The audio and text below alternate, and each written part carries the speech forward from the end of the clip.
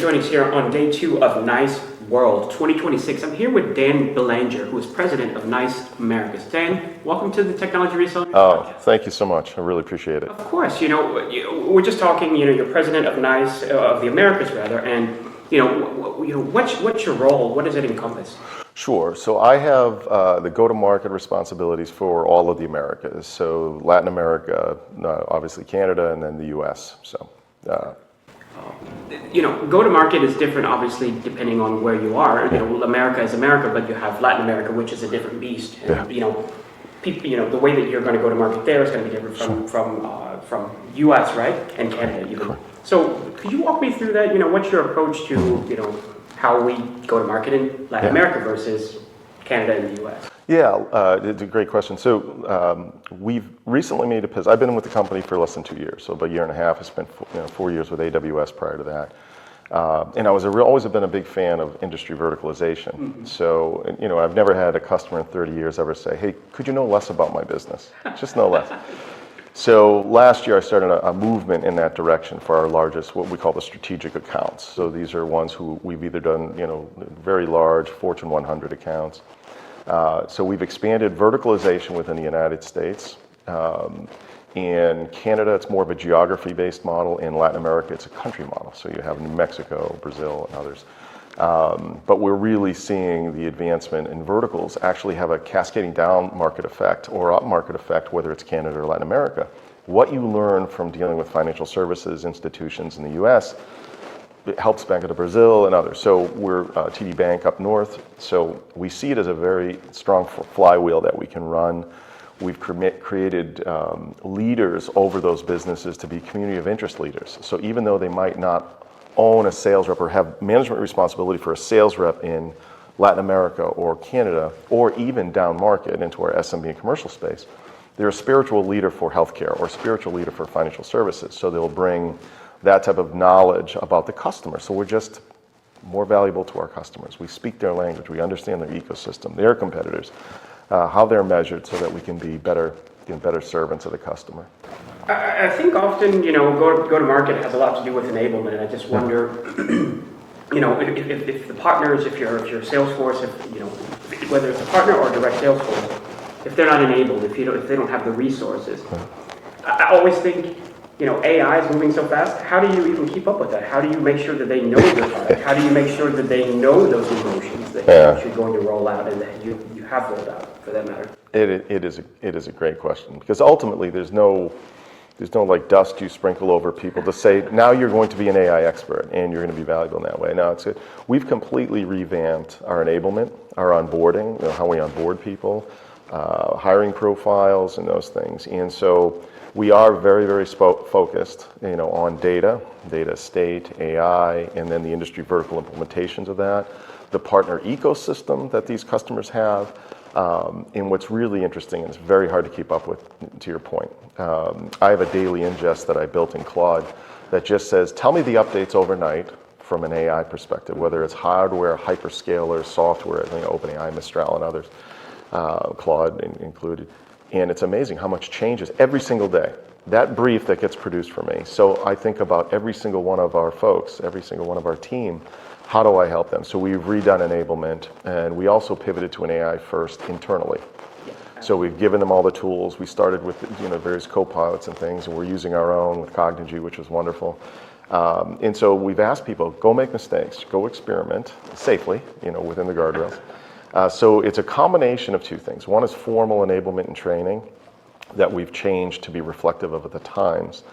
Outcomes-based, start with the customer mission. What's the C-suite agenda? Work backwards from that, and then draw a straight line between what the CEO and the board of your customer says to what line of businesses we can go impact to give outcomes and deliver outcomes and requirements. So if you start with that as your center, you're always going to do better than if you start from a technology and a widget perspective. And so we've really doubled down on that. And then, as I said, we've asked our people internally to use the different AI tools, to experiment, to go build agents, to do your daily job. And we're really starting to see those on the front foot are off and running. And it's amazing. They're running their businesses differently. They're enabling their teams differently. So you have the formal training, then you have the self-investment, and we're trying to combine both of those. I wonder about certifications. I mean, I think, it's never enough just to say, hey, by the way, we're going to give you a 6-week course. I mean, I'm assuming there's a lot of certifications, or at least some form of certification. I'm sure there are also tiers, so to speak, of partnerships and things like that. Could you walk me through that? It's often overlooked, I think, or even understated that, the importance of getting those certifications. Sometimes it's just like, let's put a press release out, but that probably is one of the most important things you could do to enable those individuals. What is that process? Yeah, and you hit it, you nailed it. Where were you 12 months ago when we were building all this out? We could have visited. Now we're in contact. I felt like I was on a mission, like myself. No, we're experts in a specific domain. That domain is changing every single day, and AI is certainly accelerating that change. But you don't want to lose that legacy of greatness. You don't want to lose your informed point of view about customer experience in the market, because that is the depth that we have that differentiates us from others. But to your point, saying now you have to go learn new skills universally across the entire group, the entire bar gets raised around what they know and what they understand on how AI can impact those functions. So we have certifications like other companies. You can go up to a mastery level. You have your 100, 200, 300. You mentioned and touched on something that's really important, which is how do I enable my partner ecosystem? One of the pivots that we've made at NICE since I've been here, and Scott Russell, our CEO, has just been a fantastic champion to help me with this, is how do we really embrace the partner community? And to do it, to your point, you can say it. You can put a slide out and say, we're partner friendly, or we're really investing in partners for scale and for expertise and to serve our customers better. But until you start to enable those partners around what you do and have them fulfilling autonomously, go deliver what we do, that's the biggest ramp for us right now. It's really been successful with some of the largest GSIs in the world who are here at this event, as well as other partners that are regional based or boutique partners, offering them certification to become a certified implementation partner with depth around it. We can start with an individual, Cognigy certifications, but quickly move into the platform, because that's the value of it, how we've integrated that into the platform. And the announcements we have here at NICE World have to be contemplated as well. The reality is we trained our partners and our sales force and everyone else back in January. Well, that was what was leading into January for the portfolio. The advancements we've made that are landing on the shores right now, and this isn't a future state, it's what's being delivered now. We have to train them again. So it's a constant cycle, not just for ourselves, but for our partners. So I think we're doing a good job, but there's an insatiable appetite that we have to meet that demand. And our enablement teams under Michelle Cooper have done a great job to do that. I want to consider, often there's an unspoken kind of rule, I think, that we're not really directly competing as direct sales force and the channel, but it's very obvious that that's the case. So how do you strike that balance? Yeah, and we're not there yet. We're getting better. First thing was just rules of the road. Look, NICE was a great company before I got here. But one thing that was missing was that channel centric mentality to say, in even things like rules of the road, how do we engage with our partners? What are the consistent rules that we will follow? What should they expect from us? Should be this set of conditions, so that you earn trust with partners every single day, because it erodes in one moment.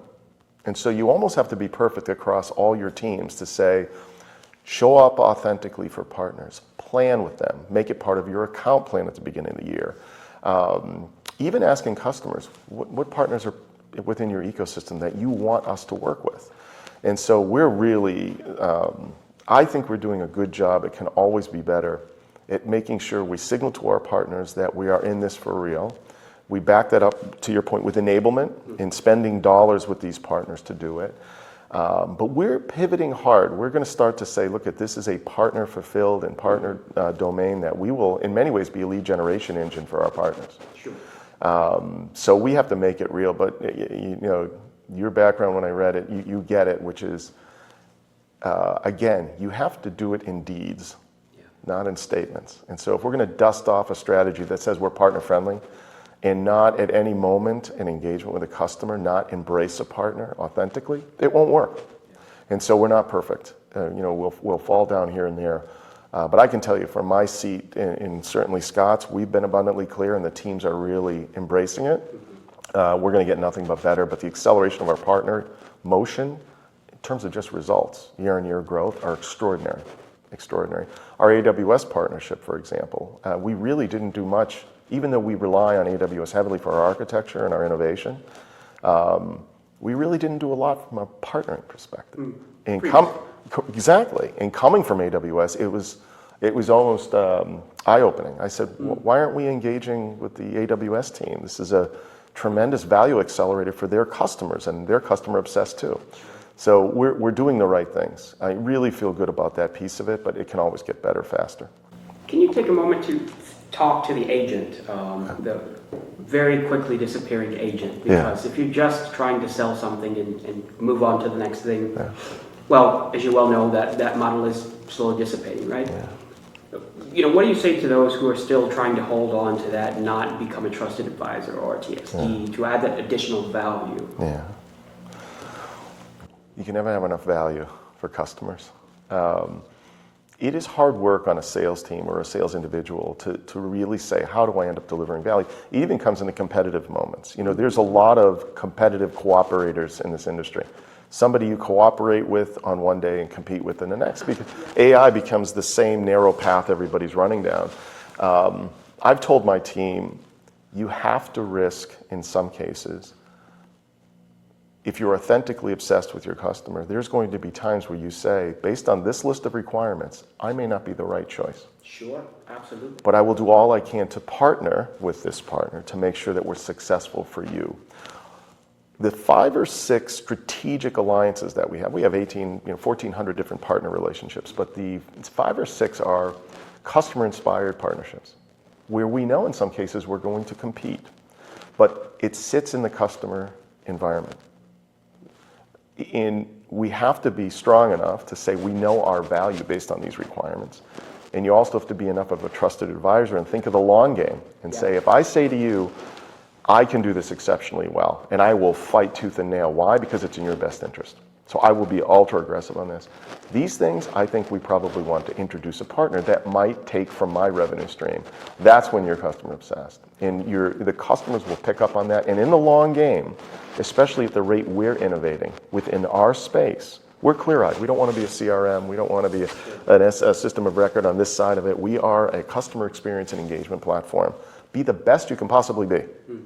And where you have to cooperate, that is a solution set that might exist with someone else that you're bringing to your customer. That's bringing value to your customer. Don't be afraid of that. And so in some cases, that's an enablement challenge as well, but we're seeing it. The really, you always have these archetypes in sales organizations that you look at them and say, that man or woman is the best. Like, she is the best account executive I've seen. You want to take that, much like we do with AI to help agents on the phone be the best that they can be. You want to take that best example and say that's what everybody should replicate themselves to be. The AI market is extremely crowded. It's really a secret, it's not really a big secret, but how do you differentiate in a market that is just so overly saturated? Yeah, I said to the team, I call it competitive static. And I do again, I center everything on a customer. I try to put myself in their seat. And you've got a customer, and think about them every day. They wake up and everyone looks the same. Everyone says the same, even their slide decks are the same. The way we're differentiated from an AI perspective, how we're trying to, certainly number one, I always tell customers this. So first, what feeds AI? Forget who you choose, data. Second, slick demos. The history is littered with people who are tremendous salespeople with great demonstrations that as soon as you scale, you break. And in this world of exuberance around AI, there are a lot of mistakes that are going to be made because customers will see and say, okay, I want that. Even in the test, you do a proof of concept. And I was talking with a customer over dinner, and I said, the proof of concept you're selecting is so elementary, you will never see the differentiation of what we're talking about. And your business still has to be governed, secured. You have to afford it. You have to scale it. And if you stick to those principles, we look much better. The platform play that we have is totally unique. Why? AI is underpinned by data. So if you have a unified data plane and you're drawing from that, whether it's a human agent or a silicon-based agent or a co-pilot experience, if you're drawing from that as well as the customer's own knowledge and still leveraging LLMs for what they're good at, you really have something. But to your question, how do you get the clarity of voice to the customer? Because everyone sounds the same. So we're doing prove it, right? We think in our heads, it's not about let me show you a presentation or talk about it. It's I will build with you. And so we're doing forward deployed engineers with a leader over those teams and deploying those into customers. It's an investment we make in our customers. Same as with our automated insights. I'm not sure if you're familiar with automated insights, but it's taking all the data and models that we've built about customer interactions, and we go and we can actually tell a customer, these are the 3 areas that are most commonly available to automate. More importantly, this is the ROI of that automation. More importantly, we can then move that into the actual action. In other words, building an agent to deal with it. So actually automating that workflow. Correct. So think of a pile of data, structured, unstructured, semi-structured data that customers have to deal with in terms of their estate and their interactions. I'm trying to serve a customer. I have to traverse fragmented applications, data streams. A single AI tool, and there's hundreds of them to your point. The market is littered. You can't swing a cat without hitting somebody else who says, I do the best, right? My agent is the best. The problem is the agent is an isolated island without data that you can depend on. That is our advantage. You can certainly, if you think of Cognigy it was enormously successful before we brought it into our portfolio. It will still be so on third-party ACDs and others. That is the best. I mean, it's industry-wide. This is one of the best upper right type. But when you embed that into the actual framing of the entire agentic experience, you've got something. So we have to, number one, tell customers we want to prove it to you. We're not just going to talk about it. We're going to use customer references because we have those, 85% of the Fortune 100. We're going to have other customers talk to you. Just have at it. You two talk and dialogue. You're going to hear the good, the bad, and the ugly. Good thing is most of it is good. And then we're going to use forward deployed engineers and our partners to say, okay, now let's build together. Why? Because customers need acceleration. The idea of an 18 to 36-month cycle to deliver something, no. You're talking within 9 months I want to be running this, and then you begin to scale it out. So we're at NICE have made a profound pivot towards let's prove it, right? We will come in and prove it. We'll build with you, and we'll show you what we can do. Dan, I want to thank you tremendously for your time here on the Technology Reseller News podcast on day 2 of NICE World 2026. It was one of the best parts of my week. Thank you.